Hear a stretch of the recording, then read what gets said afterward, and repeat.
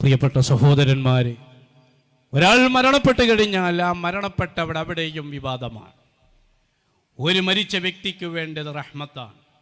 റഹ്മത്ത് അടുത്ത കടയിൽ നിന്ന് വാങ്ങിക്കാൻ കിട്ടുന്നതല്ല. വനുനസ്സിലു മിനൽ ഖുർആനി മാ ഹുവ ശിഫാഉൻ വറഹ്മ. വിശുദ്ധ ഖുർആൻ പാരായണം ചെയ്താൽ എന്നല്ല, പാരായണം ചെയ്യപ്പെടുത്തിടത്ത് ലഅല്ലക്കും തുർഹമൂൻ, അല്ലാഹുവിൻ്റെ റഹ്മത്ത് കിട്ടും എന്നതാണ്.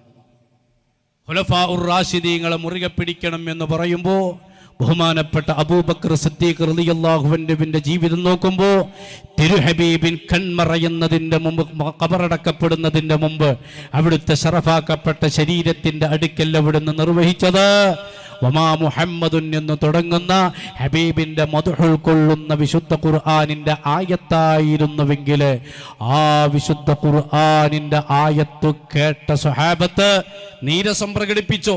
സിദ്ദീഖ് ബിദ്അത്തുകാരനായോ?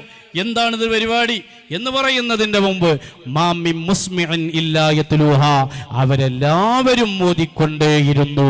വിശുദ്ധ ഖുർആൻ അവിടെ പാരായണം ചെയ്യുകയാണ്.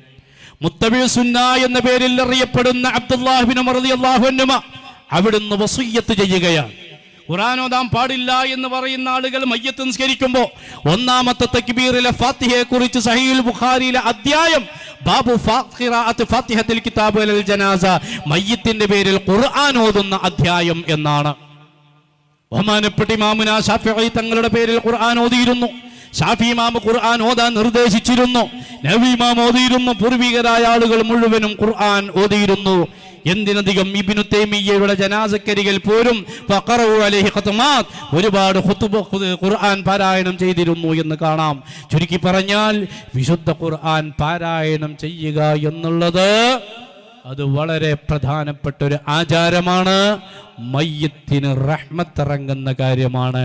അമ്പിയാക്കളെയും മൗലിയാക്കളെയും ചീത്ത പറയുന്നിടക്കല് അള്ളാഹുവിൻ്റെ റഹ്മത്ത് ഇറങ്ങണ്ട എന്ന് റബ്ബിന് തീരുമാനമുണ്ടായപ്പോൾ അള്ളാഹു ഇറക്കിയ ഒരു അദാബാണ് ഇവിടെയുള്ള നോൺ സുന്നികളുടെ അടുക്കൽ ഖുർആൻ ഓതാതിരിക്കുക എന്നൊരു അവസ്ഥ വരാനുള്ളത് എന്ന് സാന്ദർഭികമായി ഉണർത്തുകയാണ്.